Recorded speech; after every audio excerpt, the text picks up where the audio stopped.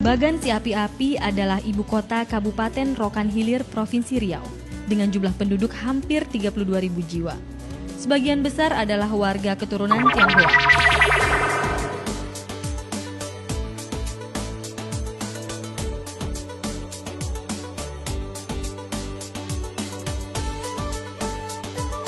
Apakah Anda merasa seperti di negeri Cina?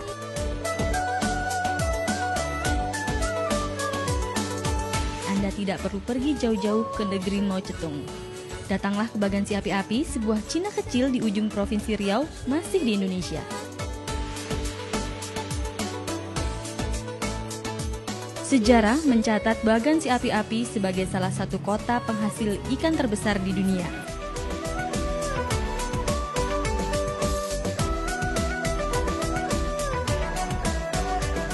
Tapi itu dulu, puluhan atau bahkan ratusan tahun yang lalu.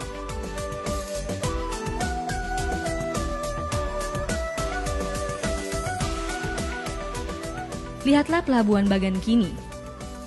Inilah satu-satunya pelabuhan yang kini tersisa di Bagan Si Api-Api. Kapal-kapal ini hanya melayani perjalanan menuju pulau-pulau kecil di sekitar Bagan Si Api-Api. Kapal besar sudah tak mampu lagi merapat di sini. Pendangkalan yang menjadi sebab utamanya. Kawasan yang dulunya laut, sekarang sebagian sudah menjadi daratan. Lalu, kemana ya pelabuhan besar yang ada dalam buku sejarah? Ya, inilah sisa-sisanya. Pelabuhan yang terkenal di zaman Belanda itu, kini sudah menjadi deretan rumah yang terletak di pusat kota. Walaupun ikan sudah tidak ada dan pelabuhan pun hanya seadanya, namun kota Bagan tetap menyimpan sejuta pesona.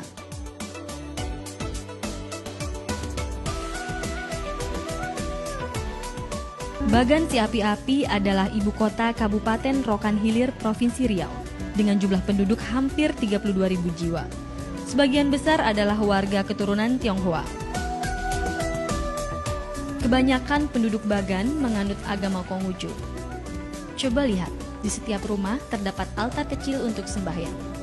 Namun ada hal lain yang lebih unik. Coba Anda lewati setiap 5 rumah, Anda pasti menemukan satu kelenteng di antara 5 rumah tersebut. Oh lain, dewanya lain. Dewanya kan banyak. Nah, gitu. Jadi karena dewanya banyak, jadi kelentengnya juga banyak. Nah, juga banyak, lain-lain, kerintingnya lain-lain. Kayak Gogel Cablak itu, Ongya itu lain. Nah, gitu. Ini Gogel Capsa ini. Ini mungkin menjadi bukti bahwa warga Tionghoa Bagan Si Api-Api adalah komunitas yang religius. Upacara-upacara seperti ini pun jadi bagian kehidupan sehari-hari warga Bagan. Jika Anda bertandang ke sini, jangan heran jika bahasa Indonesia seolah jadi bahasa kedua. Ya, bukannya tidak nasionalis, ini cuma masalah kebiasaan. Bahasa Cina Hokian sudah menjadi bahasa sehari-hari. Bahkan warga pribumi pun banyak yang menggunakan bahasa ini.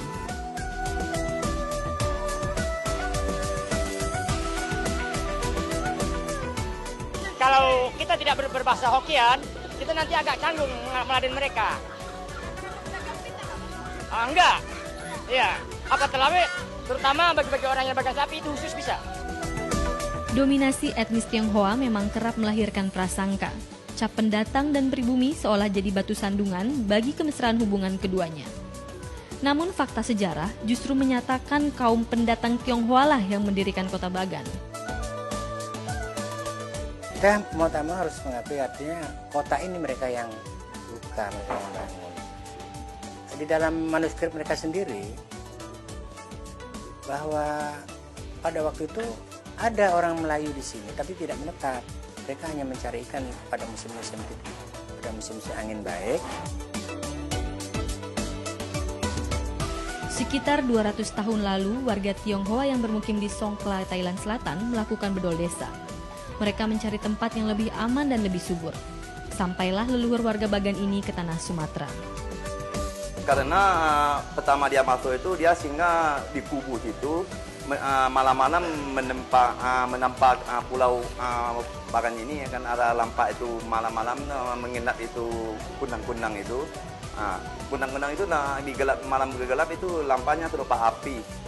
Jadi kalau di sini kan bagan kan biasa tuh orang bagan mana-mana kan banyak. Jadi lampa itu ada kunang-kunangan itu namanya bagan Siapiasi.